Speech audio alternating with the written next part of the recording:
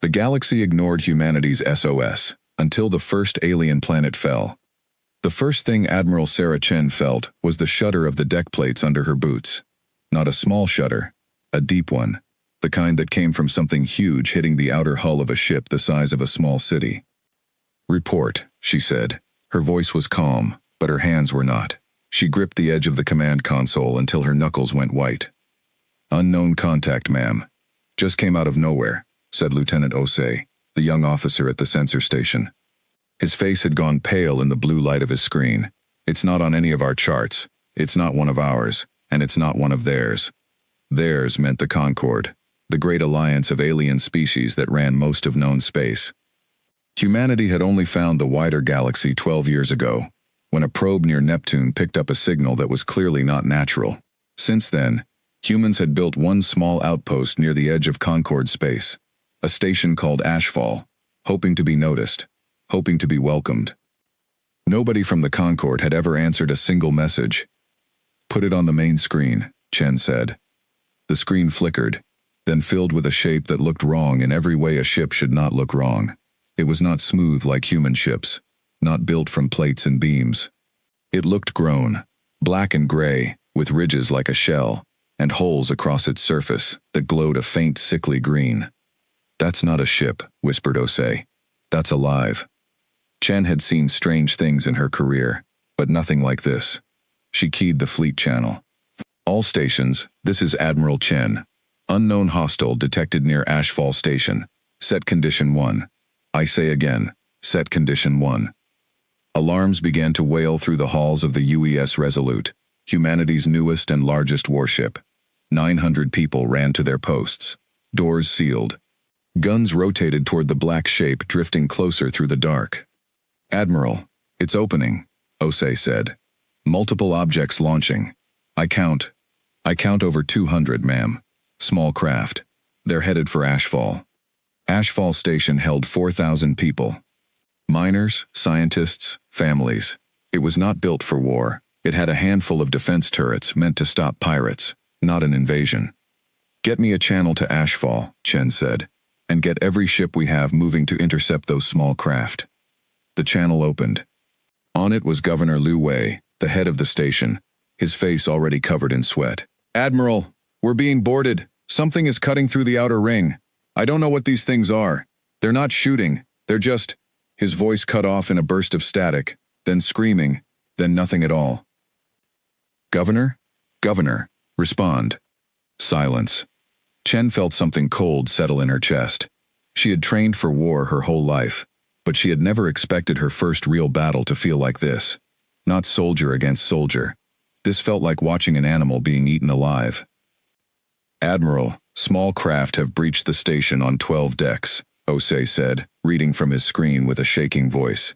"Ma'am, our long-range sensors are picking up.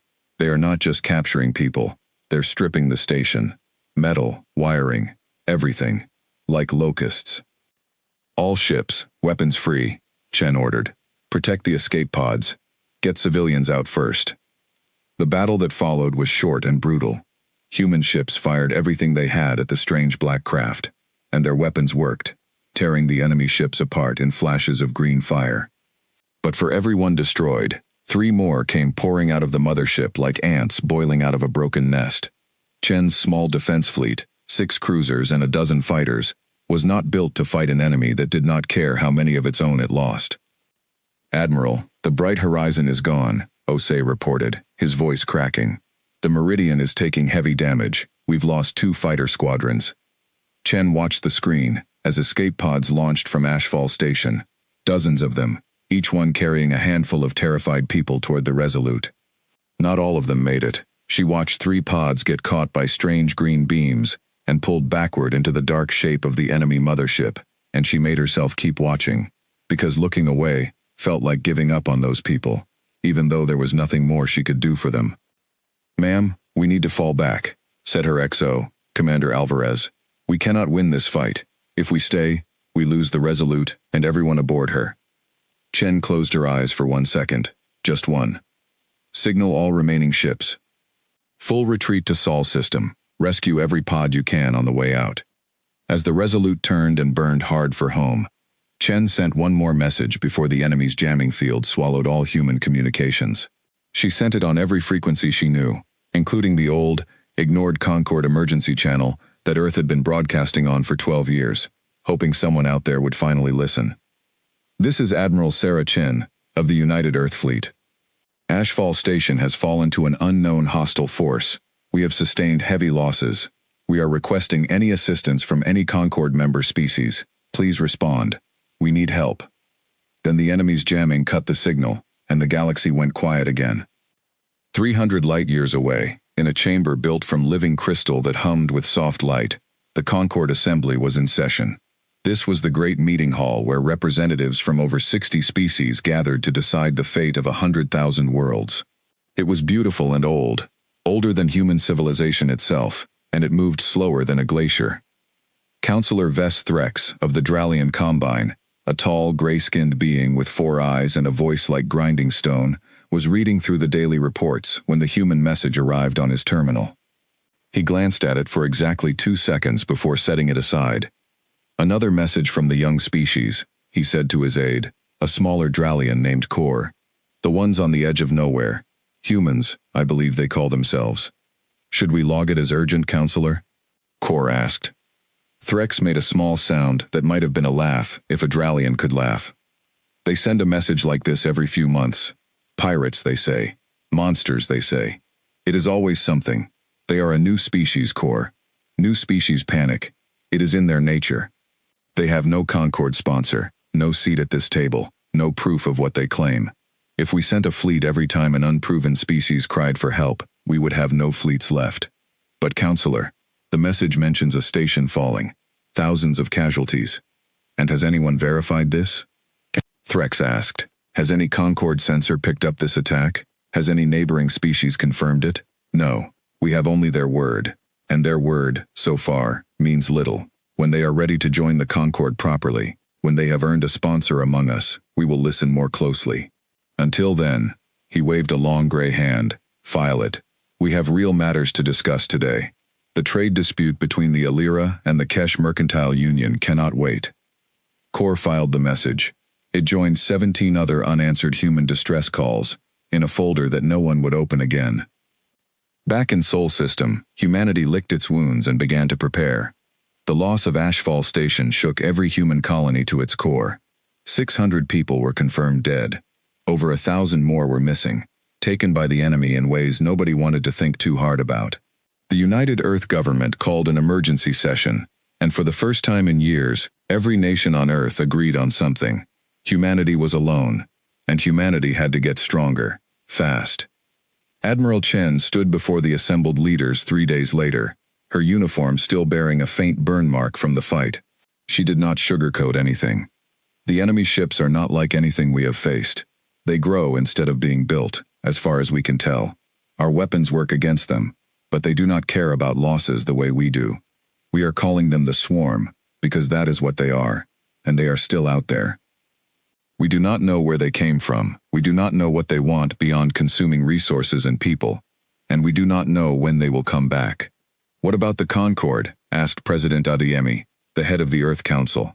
Surely an alliance of 60 species has faced something like this before. Did they respond to our message? Chen's jaw tightened. No, sir, they did not respond. They have never responded to any of our messages in 12 years. As far as I can tell, the Concord does not consider us significant enough to bother with. A heavy silence fell over the room. Then we do this alone, said General Okafor, the head of Earth's combined military forces. We have always done things alone. We built cities out of mud huts. We split the atom. We put people on the moon with computers weaker than a modern wristwatch. We do not need 60 species to hold our hand. With respect, General, this enemy nearly wiped out an entire station in under an hour, Chen said. We need more than pride. We need a plan. And so, over the following months, humanity built a plan. It was not a plan built on hope that someone would save them. It was a plan built on the oldest human trait of all, the refusal to quit. Shipyards across Earth, Mars, and the outer colonies began working around the clock. Old warship designs were scrapped in favor of new ones, built specifically to counter what little they knew about the swarm's tactics. Scientists studied the wreckage recovered from ashfall, learning that the strange black material of the enemy ships was some kind of living armor that could regrow itself, but was vulnerable to extreme heat, in a way that metal was not. New weapons were designed. Plasma lances that burned hotter than the surface of a star, point defense systems that could track and destroy the small enemy craft before they got close enough to board. Chen was given command of the newly formed human defense fleet, and she poured every hour of every day into training her people.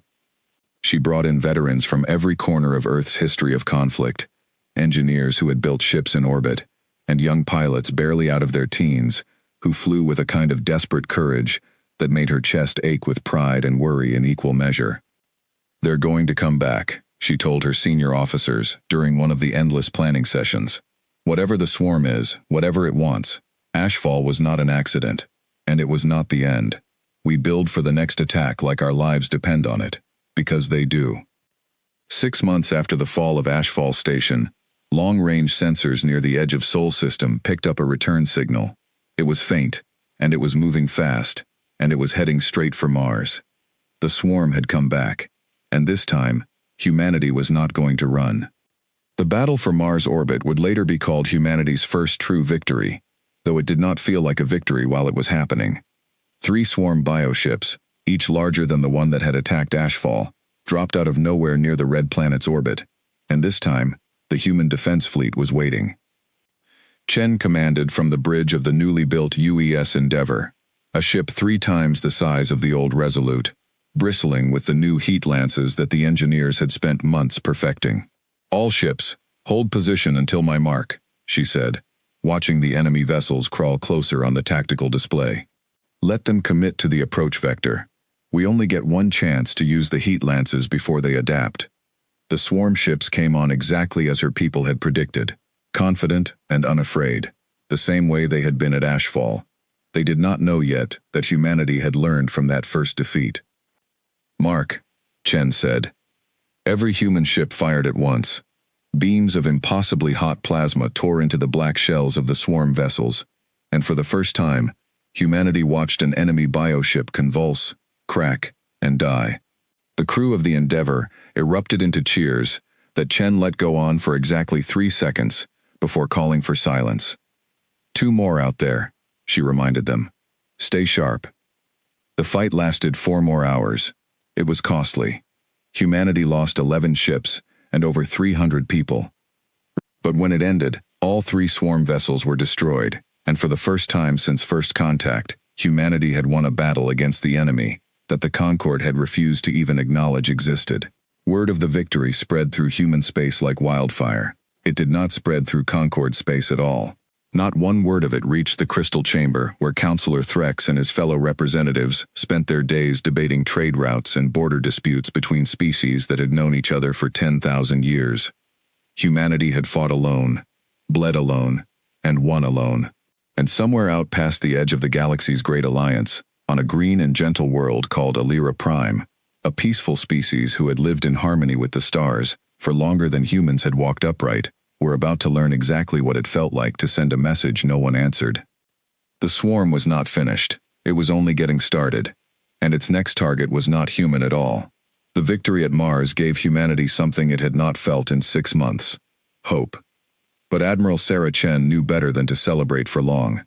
She had studied every scrap of data from the battle, every piece of wreckage the engineers pulled from the dead swarm ships, and one fact kept bothering her more than any other. "They didn't adapt," she said, standing before a wall of screens in the Endeavour's war room, addressing her senior staff. 3 ships came at Mars using the exact same tactics as the single ship that hit Ashfall. No new weapons, no new formation, nothing. "Isn't that good news, Admiral?" asked Commander Alvarez. "Means they're not that smart." "Or it means Mars wasn't a real attack," Chen said. "It means it was a test. They wanted to see how we'd respond, and now they know." The room went quiet. "Then we should expect something bigger," said Alvarez. "Much bigger," Chen agreed. "And soon." She was right, though not in the way she expected. 3 weeks after the battle at Mars, Earth's deep space sensors picked up something strange. Not an attack, a retreat. Every swarm signature in the region, Dozens of ships that had been quietly gathering resources from asteroid fields near the outer colonies suddenly turned and left human space entirely, moving outward, deeper into the galaxy, toward Concord territory. "They're leaving," Osei reported from his station, now promoted to lieutenant commander after his service during the Ashfall evacuation. "All swarm contacts moving away from Sol system." Chen frowned at the display. "That doesn't make sense. Why pull back after finally finding something worth fighting for?" It took Earth's intelligence officers 2 more months to piece together an answer, and when they did, it came from an unlikely source, a badly damaged distress beacon, drifting through the outer edge of human sensor range, broadcasting in a language no human computer had ever recorded before. "Sir, we're picking up an automated signal," said Lieutenant Osei, bringing it to Chen's attention personally. "It's not human. It's not swarm either. The pattern is completely different, more structured, almost musical. Our translation systems are struggling with it, but there are repeated fragments that match distress call patterns we've seen used across other species' emergency channels." Chen leaned over his shoulder. "Play it." The sound that came through the speakers was beautiful in a strange, sad way. Not words exactly, more like a series of tones that rose and fell like a song of grief. Buried within it, the computer had managed to decode a handful of phrases. "World under attack. Requesting aid. Please, someone, please." "Where is this coming from?" Chen asked. "Best estimate, about 40 light-years past the edge of Concord space we've mapped," Osei said.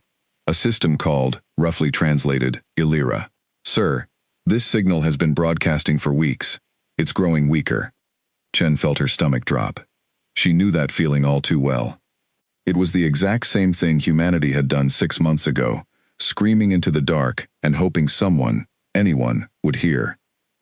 "Get me everything we have on Ayra," she said, "and get me a channel to the Earth Council. I have a feeling I know exactly what's happening out there." What was happening on Ayra Prime was worse than anything Chen imagined. The Ayra were an old species, gentle by nature, who had built their entire civilization around art, music, and the careful tending of their world's forests and oceans. They had no real military to speak of. They had not needed one in over 1,000 years, protected as they were by their membership in the Concord, and by a peace that had held since before humans learned to write. When the swarm arrived above Ayra Prime, the planet's leaders did exactly what protocol demanded. They sent an emergency signal to the Concord Assembly, certain that help would come, the same way it always had whenever any member world faced a crisis too large to handle alone. In the crystal chamber of the Concord Assembly, Councillor Ves Threx received the Ayra distress call within minutes of it being sent. This time, he did not dismiss it immediately. The Ayra were a respected member species, sponsored generations ago, with full standing in the Concord. Their word carried weight that no human message ever had. "This is serious," Threx admitted to his aide corps, studying the reports. "Unknown hostile forces, described in terms disturbingly similar to what the humans reported months ago. Should we mobilize the Joint Defense Fleet, Counselor?" Threx considered this, stroking the ridge along his jaw. "The Joint Fleet requires a majority vote from the full assembly. That will take time to arrange, Corps. Emergency sessions are complicated. There are 43 species with a stake in any military deployment of that size. Everyone will want to debate the resource cost, the risk, the precedent it sets." "Counselor, the Ayra say the attack is already underway." "Then we will move as quickly as the assembly allows," Threx said. But even as he said it, he knew, the way anyone who had spent decades inside a bureaucracy knows, that quickly was a relative term. The wheels of the Concord ground slowly, no matter how urgent the message that started them turning. It took 4 days to call an emergency session. It took 2 more days of debate before the assembly agreed, in principle, to send aid. It took another 3 days to determine which species would contribute ships, and how the costs would be shared, and who would command the joint fleet, because no single species wanted another species commander giving orders to their own soldiers. By the time the first Concord relief ships actually launched from their staging point, 9 days had passed since the Ayra's first distress call. 9 days, while a peaceful world with no real defenses faced down an enemy that did not know the meaning of mercy. It would not be enough. It would not be close to enough. Back in Sol system, Admiral Chen stood before the Earth Council once again, this time making an argument that surprised even her own staff. "I'm requesting authorization to send a task force to Ayra Prime," she said. President Adeyemi blinked. "Admiral, that system is nearly 40 light-years past the edge of any territory we've explored. We don't even have full diplomatic relations with the Concord. Why would we risk ships and lives for a species that has never once acknowledged we exist?" "Because that species is under attack by the same enemy we've been fighting for 6 months, Chen said. "And because I know exactly what it feels like to send a message and hear nothing back. If we have the strength to help, and we do nothing, then we are no better than the Concord that ignored us." General Okafor, who had been skeptical of nearly every diplomatic gesture toward the wider galaxy since first contact, surprised the room by speaking up in support. "Ma'am, with respect to the Council, I've spent 40 years believing humanity does not owe anyone else anything, that we look after our own first. But I've also spent those 40 years believing that if you see someone drowning, you throw them a rope, even if they never noticed you standing on the shore before. That's not weakness. That's who we are supposed to be." The debate that followed lasted 6 hours. In the end, the vote was not unanimous, but it was decisive. Humanity's first ever deep space task force, 3 cruisers and a support ship carrying medical supplies and combat engineers, was authorized to travel to Ayra Prime under Admiral Chen's personal command. "We're not going to win a war for them," Chen told her crew before departure. "We don't have the numbers, and honestly, we don't fully understand what we're walking into. But if there's even a chance we can get civilians out, hold a line long enough for real help to arrive, then we go. That's the job." The journey took 11 days at the Endeavour's fastest safe speed, using coordinates estimated from the fading distress signal and refined by Earth's best astronomers. Every hour of that journey, Chen wondered if they would arrive too late, the same way help had arrived too late for Ashfall Station. She was not wrong to worry, but she had no idea just how bad it would be. 6 days before the human task force arrived, the Concord's relief fleet reached Ayra space. It was an impressive force on paper, 40 warships from 12 different species, carrying the newest weapons the Concord's shipyards could produce. Commanding it was a Dralian admiral named Vok Kesserine, a veteran of border skirmishes but never anything like what waited for him at Ayra. Kesserine's fleet arrived to find the space above Ayra Prime choked with swarm vessels, more than anyone in the Concord had ever reported seeing in one place. Not 3 ships like at Mars. Not even a dozen. Kesserine counted over 60 bioships in orbit, along with something new, something the humans had never encountered. Enormous structures, kilometers long, anchored in low orbit, glowing with the same sickly green light as the smaller ships, slowly lowering long tendrils down into the planet's atmosphere. "What in the stars are those things doing?" Kesserine demanded of his sensor officer. "Admiral, best analysis suggests those tendrils are harvesting the planet directly," the officer replied, voice shaking. "Biomass, minerals, water. They're not invading the surface with troops. They're consuming it wholesale." Kesserine's coalition fleet fought bravely. They destroyed 11 swarm vessels in the opening engagement, more than humanity had managed in its entire war so far.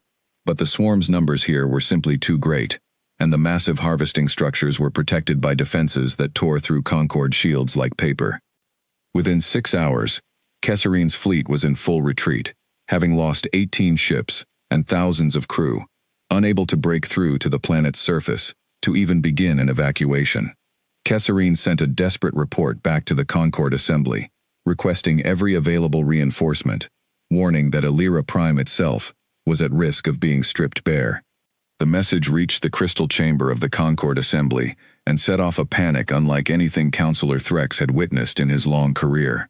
But panic, in a body built from 60 species who all needed to agree before acting, is slow to turn into action. Another emergency session was called. Another round of debates began, and above Ayra Prime, the swarm's harvesting structures kept lowering their tendrils, patient and unafraid, into the atmosphere of a world that had done nothing to deserve what was coming. 5 days later, the human task force under Admiral Chen dropped out of transit at the edge of the Ayra system, and the first thing they saw on their sensors made Chen's blood run cold. It was not a battle. It was closer to a funeral. "Admiral," Osei said quietly, staring at the readings pouring in. "I don't think we're here to fight for this planet anymore. I think we're here to watch it die." Ayra Prime, a world of forests and music, and 1,000 years of peace, was falling. And humanity had arrived just in time to see it happen. The scene on the main screen of the UES Endeavour looked like something out of a nightmare that no human artist could have painted with enough horror to match reality. Ayra Prime hung in the dark, a world of green continents and blue oceans, and wrapped around it like a spider's web were the swarm's harvesting structures, dozens of them now, each one longer than humanity's largest space station, each one dragging glowing tendrils down through the atmosphere and into the planet's surface. From this distance, the tendrils looked thin, almost delicate.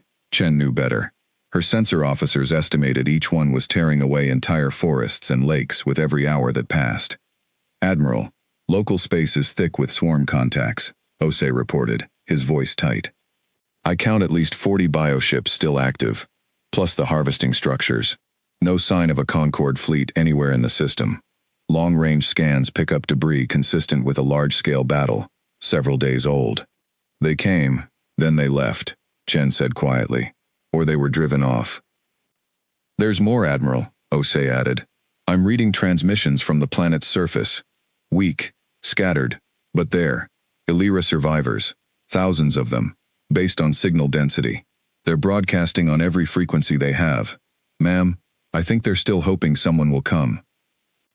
Chen stared at the screen for a long moment. 3 cruisers and a support ship against 40 active bioships and a set of massive harvesting structures. On paper, it was suicide. She had told her crew before they left Sol system that they were not here to win a war. She had told them the job was simply to get people out if they could, hold a line if they had to. She had not expected to arrive and find the war already lost. "Commander Alvarez, what's our combat assessment?" she asked. Alvarez did not sugarcoat it. "Ma'am, if we engage that fleet head-on, we lose. Fast, our heat lances work, but not against 40 ships at once, not without support." "Understood." Chen took a breath. "Then we don't engage the fleet. We go after the harvesting structures directly, and we get as many survivors off that planet as we possibly can, before the swarm turns its attention to us. Combat engineers, medical teams, everyone not needed on the bridge, I want you prepping every shuttle and cargo hold we have for evacuation runs. We move fast, and we do not stop." "Admiral, that's incredibly risky," Alvarez said. "We could lose the whole task force." "I know," Chen said, "but somewhere down there are people who sent a message just like we did 6 months ago, and nobody answered. I'm not doing that to them. Not while we still have a chance to help. All ships, follow my lead. We're going in." The Endeavour and her 2 escort cruisers dove toward the planet, weapons hot, alarms blaring through every deck. Chen ordered the support ship, the Mercy, to hold back at the edge of the system, ready to receive evacuees, protected as best they could manage by a screen of fighters. What followed was 3 hours that would later be studied by military academies across human space for generations, though at the time, it felt to everyone aboard those 3 ships like an eternity, spent 1 heartbeat away from death. The Endeavour's heat lances tore into the base of the nearest harvesting structure, and unlike the bioships, this thing did not maneuver or dodge. It was too large, too slow, anchored in place by its own feeding tendrils. The beams sliced through its outer shell, and the structure convulsed, its tendrils whipping wildly, some of them tearing free of the planet's surface entirely. "Direct hit, Admiral. Structure Alpha is losing power, tendrils retracting." "Good. Target the next one. Fighters, cover the shuttles. Get them down to the surface wherever those survivor signals are strongest." Down on Ayra Prime, in a city of white spires and hanging gardens that had once been the pride of the entire species, a young Ayra artist named Sail Vantry crouched in the ruins of what used to be a concert hall, holding tight to her younger brother's hand, listening to the distant screams of tendrils tearing through buildings only a few kilometers away. "They're not coming," her brother whispered. "Nobody is coming, Sail. We sent the message so long ago." "Someone has to come," Sail said, though she did not believe it herself anymore. The Concorde fleet had come and gone, driven off in a single terrible day. She had watched from a hillside as ships burned in the atmosphere, and then nothing, silence, for days, while the harvesting structures kept eating her world piece by piece. Then the sky lit up again.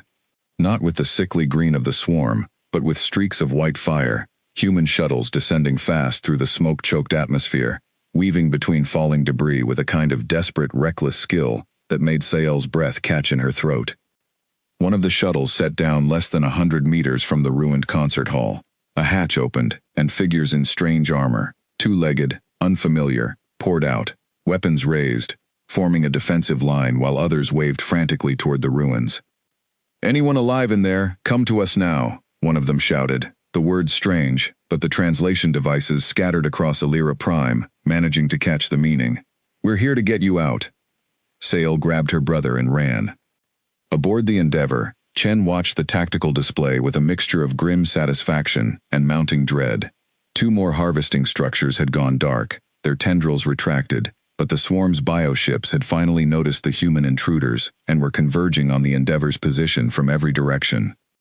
"Admiral, we've got a problem," Osei said. 15 bioships inbound, converging on our position. ETA 4 minutes. "How many evacuees so far?" "Mercy reports 6,200 aboard, still loading more." "Shuttles are still down on the surface, ma'am." "Then we hold," Chen said. "All ships, form up on the Endeavor. We buy the shuttles as much time as we can." The battle that followed was the fiercest fight humanity had faced since first contact. 15 bioships hit the 3 human cruisers with everything they had, and Chen's ships answered with heat lances, point defense fire, and a stubbornness that seemed to genuinely surprise the enemy, who had grown used to prey that either fled or died quickly. "Hull breach, decks 9 through 12. Shields at 40%.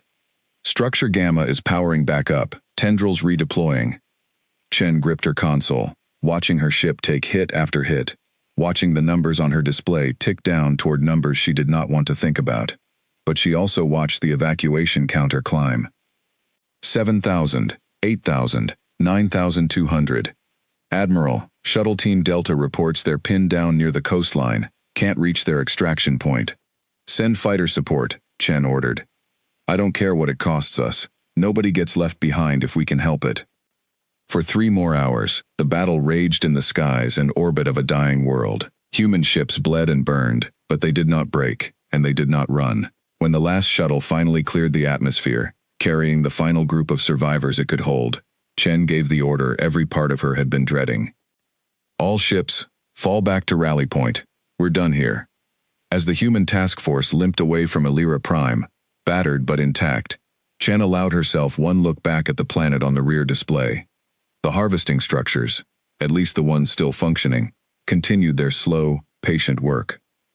Below them, a world that had known 1,000 years of peace continued to fall. They had not saved Ayra Prime.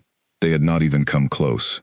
But 11,400 Ayra were now safe aboard human ships, alive, because a fleet with no obligation, no history, and no reason to care had come anyway.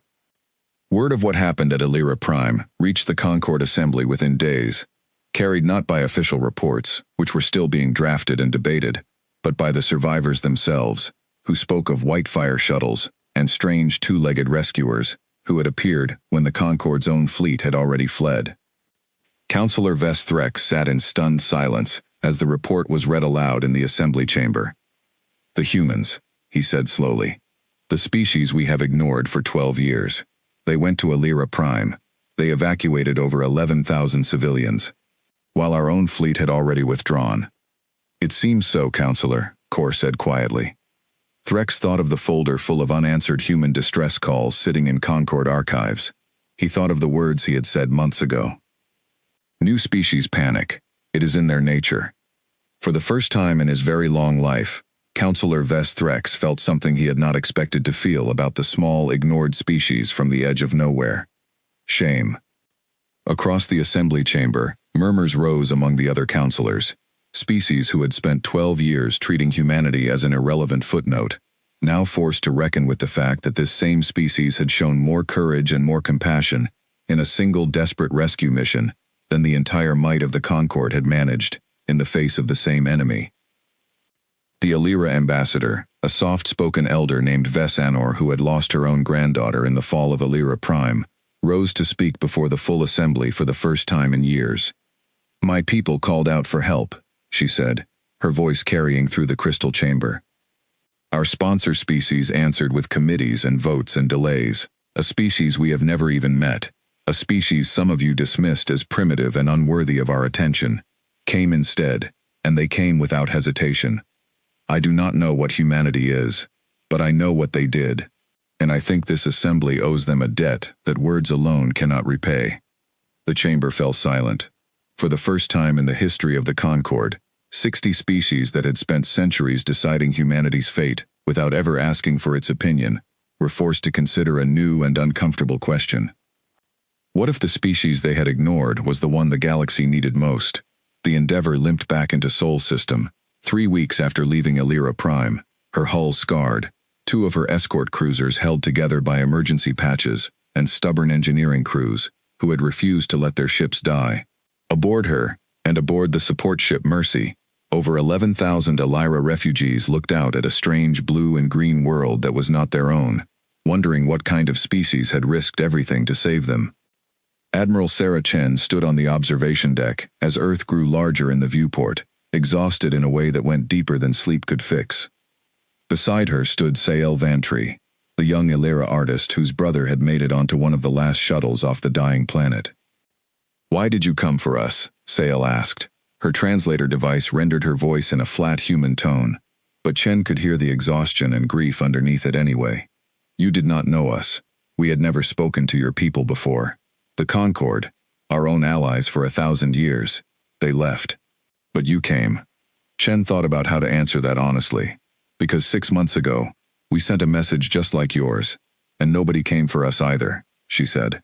"We know what that silence feels like. I couldn't let anyone else feel it, if we had the strength to do something about it." Sael was quiet for a long moment. "Then perhaps," she said softly, "you understand something the Concord forgot a long time ago." News of the rescue spread through human space first, and the reaction was immediate and overwhelming. For the first time since first contact, ordinary people on Earth, and the colonies, felt something other than fear or resentment toward the wider galaxy. They felt pride. Footage of the battle, reconstructed from ship logs and helmet cameras, played across every human news network. Children who had grown up hearing about the Ashfall disaster now grew up hearing about the Ayra rescue instead. But the reaction from the Concord was slower to arrive, and far more complicated. Counselor Vess Threx found himself at the center of a debate he had never expected to be part of. The Ayra ambassador's words in the assembly chamber had lit a fire that would not go out. Species after species rose to speak, some defensive, some ashamed, some genuinely curious about this small, previously ignored civilization that had shown more courage in one battle than entire fleets of experienced Concord soldiers. "We cannot continue treating the humans as we have," said Ambassador Ayra during a private session with the senior counselors, 3 weeks after the fall of Ayra Prime. "Whatever this swarm is, it has now attacked 2 species independently. It attacked the humans first, and we ignored their warning. It attacked us next, and our own response failed. If this enemy continues to spread, every species in this assembly may face what my people faced. We need to know everything the humans have learned fighting this enemy alone for 6 months. And we need to apologize, properly, for our silence." Threx, who had personally filed away 17 human distress calls without a second thought, found himself agreeing with an ambassador he barely knew, about a species he had never met. "I will draft a formal request for contact," he said. "Direct contact, not another form letter lost in an archive." For the first time in 12 years, a Concord representative reached out to humanity, and this time, someone answered. The message arrived at Earth's primary communications array on a quiet Tuesday morning, addressed directly to the Earth Council, written in careful, formal Concord diplomatic language, translated by systems humanity had built in hopeful anticipation of exactly this moment, 12 years ago, and never once used. President Adeyemi read the message twice before calling an emergency session of the Council, with Admiral Chen present as the ranking military voice. "They're finally responding," Adeyemi said, disbelief plain in her voice. 12 years, dozens of ignored messages, an entire war fought without their help, and now, After Ayra, they want to talk. What does it say exactly? Chen asked. Adeyemi read it aloud. On behalf of the Concord Assembly, we extend formal apology for the delayed response to prior distress communications from the human species. We request direct dialogue regarding the hostile entities designated by your people as the Swarm, and we invite a human delegation to appear before the Concord Assembly to discuss matters of mutual defense and potential alliance. The room was silent for a moment. They want our help, General Okafor said slowly. After everything. After Ashfall. After every message we sent that they threw in the trash. Now that we've proven ourselves useful, suddenly we're worth talking to. That's exactly what's happening, Chen agreed. And I understand the anger in that, General. I feel some of it myself. But I'd ask the Council to think about what refusing this invitation actually accomplishes. The Swarm is still out there. It's still growing. If the Concord finally wants to fight it seriously, and if we can shape how that fight happens by being in the room, I think we go. Even after everything they did to us, Okafor pressed. Or rather, everything they didn't do. Especially because of that, Chen said. We know exactly what it costs to be ignored. If we walk away now out of pride, we're choosing to let more worlds fall the way Ayra fell, and more people die the way our people died at Ashfall. I don't think that's who we want to be.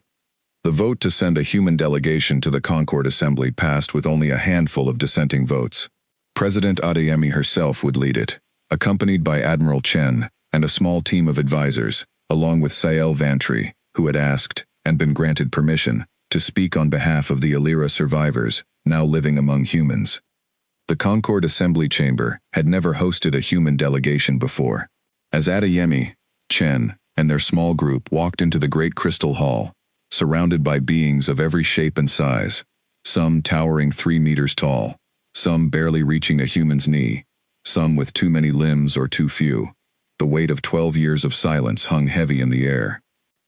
Councillor Threx rose to address them personally, a gesture that surprised many in the chamber, since Threx was known for his caution, not his boldness.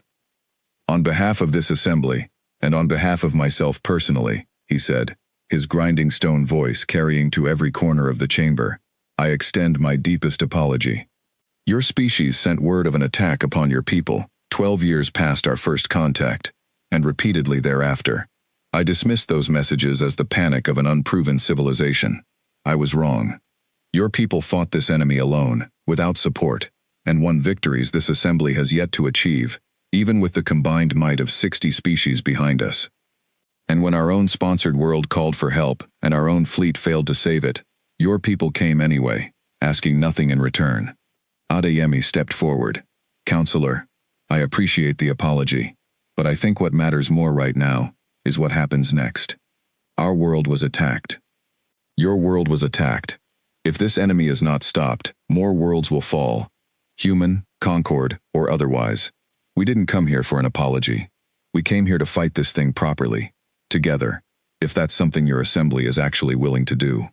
A murmur rippled through the chamber. Sael Vantry stepped forward next, her translator carrying her words clearly. I lost my home to this enemy, she said. I lost friends, neighbors, 1,000 years of art and music that can never be rebuilt. I was saved by a species this assembly considered beneath its notice. I do not say this to shame you, though perhaps you should feel shame. I say this because it proves something important. The humans do not wait to be told a life is worth saving. They simply save it. If this assembly wants to survive what is coming, I believe you would be wise to follow their example, instead of expecting them to follow yours. The chamber erupted into debate, but for the first time, the debate was not about whether humanity mattered. It was about how quickly the Concord could integrate everything humanity had learned about the Swarm into a real, unified defense. Over the following weeks, something unprecedented happened. Human military doctors, engineers, and officers began working directly alongside Concord counterparts, sharing data on the Swarm's weaknesses, its patterns, the deadly effectiveness of heat-based weapons against its living armor. In exchange, humanity gained access to Concord technology decades, sometimes centuries, ahead of its own. Faster ships, stronger shields, weapons that made even the powerful heat lances look primitive by comparison. Admiral Chen found herself in an unusual position, no longer commanding a small, desperate human fleet fighting alone in the dark, but serving as a senior tactical advisor to a growing joint task force, one that included ships and soldiers from a dozen different species, all of them now eager to learn from the humans who had faced the swarm longest and survived. 2 years ago, they wouldn't answer our messages, Chen said to Alvarez one evening, reviewing joint fleet deployment plans aboard the newly commissioned flagship Concordance, a vessel built with combined human and Concord engineering. Now half the assembly wants to know how our people think under fire. Funny how that works, Alvarez said. Guess actions really do speak louder than words. They always have, Chen replied. The Concorde just needed a planet to fall before they learned to listen. But even as the joint fleet grew stronger, and human ingenuity combined with Concorde resources to build something the galaxy had never seen before, dark reports continued to filter in from the border regions. The swarm had not stopped after Ayra Prime. If anything, it had grown bolder, striking smaller worlds, testing the edges of Concorde territory, probing for the next weak point in a galaxy that was only now, finally, beginning to fight back as one.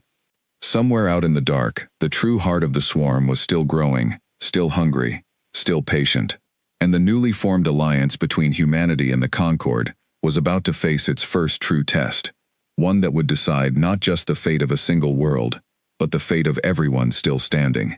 8 months after the first joint human Concorde task force was formed, long-range scouts finally found what everyone had been dreading and searching for in equal measure: the source of the swarm itself.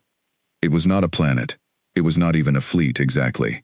It was something the combined intelligence officers of a dozen species struggled to properly classify, a structure of impossible size, drifting through a dead system on the far edge of explored space, built from the same living, growing material as every swarm ship ever encountered, but grown to a scale that made even the largest Concorde battleship look like a toy beside it. Sensors suggested it stretched nearly 40 kilometers across, pulsing with the same sickly green light that had haunted human and Ayra survivors alike, surrounded by a defensive screen of hundreds of bioships. They called it the Hive Mother, and everyone who saw the scans understood immediately that this was the true target. Destroy it, and the endless swarms of smaller ships spreading across the galaxy's edge might finally stop being replaced. Fail, and the war would drag on for generations, world after world falling the way Ayra Prime had fallen, one harvest at a time.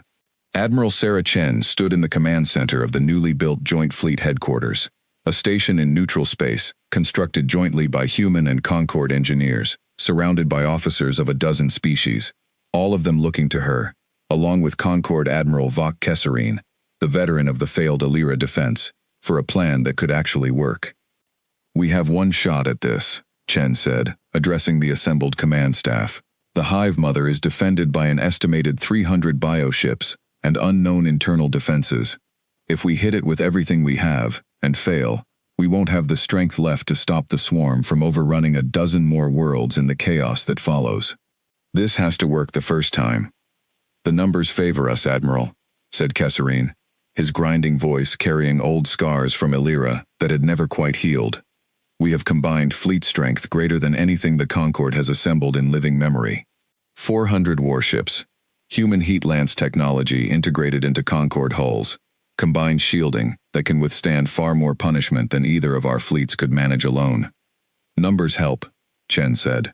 "But Ayra had numbers too, and it still fell in a single day. We win this with tactics, not just firepower. Sael, would you share what you and the other Ayra survivors have found?" Sael Vantry, no longer just a rescued civilian, but now a respected member of the Joint Fleet's Intelligence Division, stepped forward. In the months since Ayra Prime's fall, she had thrown herself into studying every scrap of data the swarm had left behind, driven by a grief that had slowly transformed into purpose.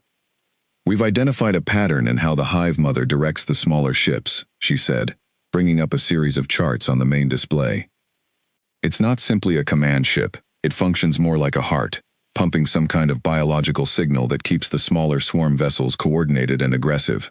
When Admiral Chen's forces damaged the harvesting structures at Ayra Prime, we observed something interesting. The bioships nearby briefly lost coordination, attacking almost at random, less effectively, for several minutes before re-establishing contact with a secondary structure." "You're saying if we hit the Hive Mother hard enough, Fast enough, the rest of the swarm falls into disarray, Kesserine said. That is our theory, Sale confirmed. We cannot promise it, but it is the best chance we have found. Chen studied the tactical display, years of hard-won combat instinct working alongside the newly gathered intelligence. Then that's our plan. We don't try to grind down 300 bioships one at a time. We punch straight through to the hive mother itself, and we hit it as hard and as fast as we possibly can.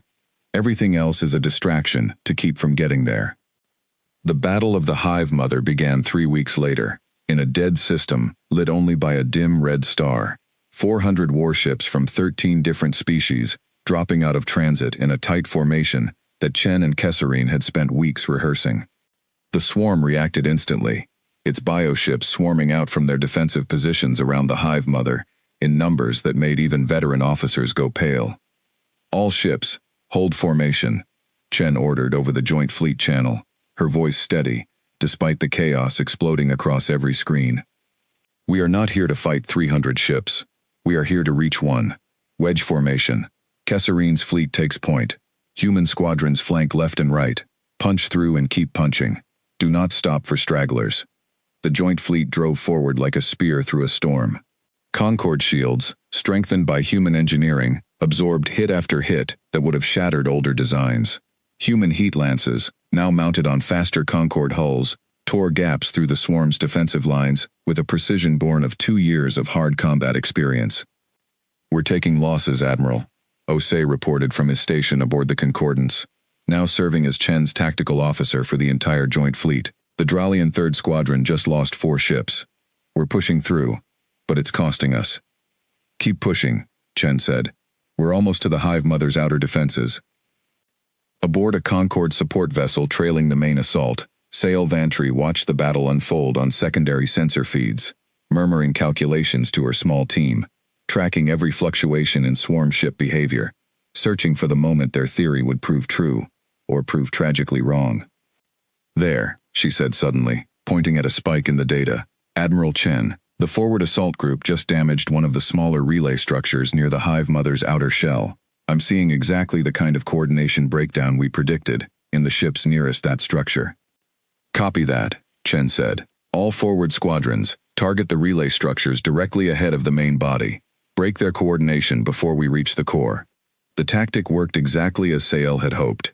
As human and Concord ships struck at the smaller structures surrounding the Hive Mother, pockets of swarm vessels lost their eerie, perfect coordination, attacking wildly, colliding with each other, leaving gaps in their defensive lines that the Joint Fleet exploited ruthlessly. 3 hours into the battle, the Joint Fleet's spearhead finally broke through to point-blank range of the Hive Mother itself, and Chen got her first close look at the thing that had haunted the galaxy's edge for 2 years. Up close, it was even more horrifying than the scans had suggested.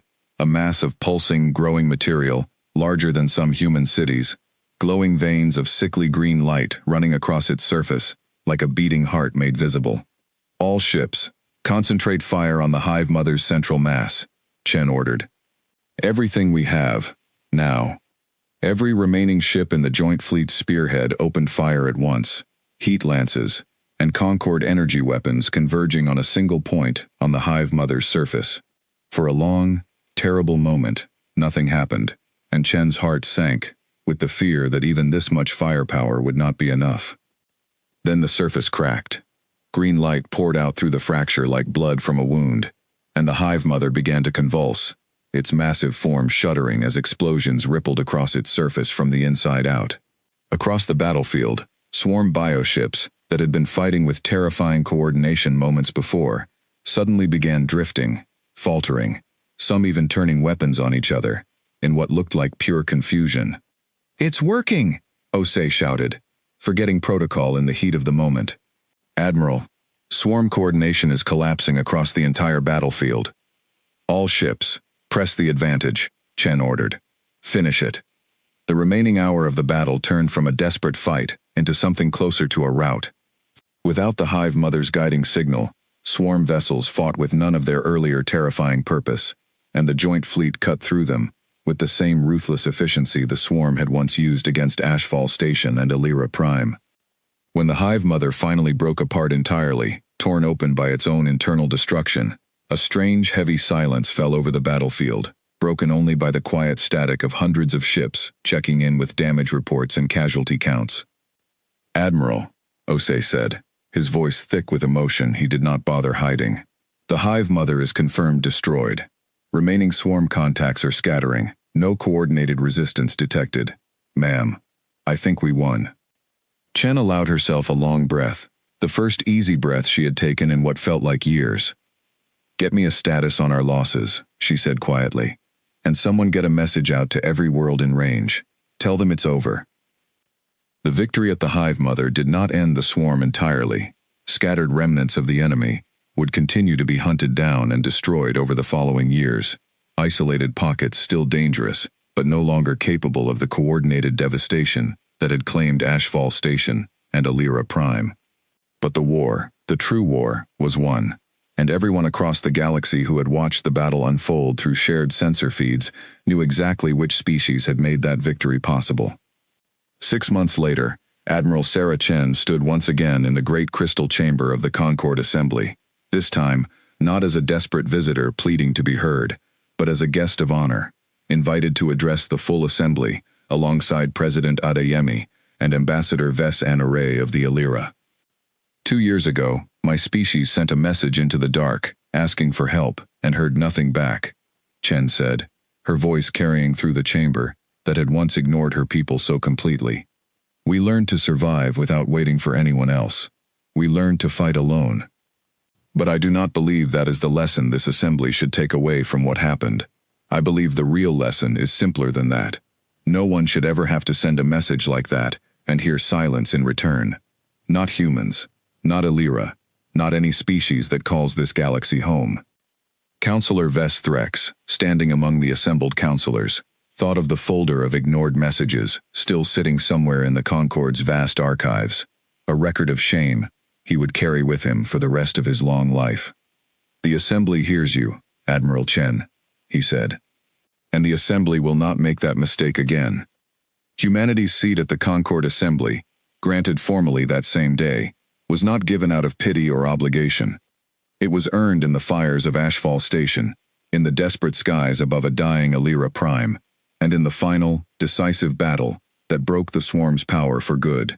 Human ships now flew alongside a dozen other species as equals, not because the galaxy had finally decided to notice them, but because humanity had never once waited to be noticed before doing what needed to be done. On Ayra Prime, still scarred but slowly healing under the careful tending of survivors who had returned home once the swarm's grip was finally broken, a new memorial was raised beside the ruins of the old concert hall where Sail Vantry had once hidden with her brother, praying for a rescue she had almost stopped believing would come. The memorial bore no grand words, no long speeches carved into stone. It carried only a single simple message, written first in the flowing script of the Ayra, and beneath it, for the first time in the history of that ancient and gentle world, in the plain, blunt letters of human language as well. They came anyway. And across the galaxy, in every system where the swarm had once threatened to erase entire civilizations, that simple truth about humanity, the species the galaxy had ignored until the first alien planet fell, became a story told for generations to come.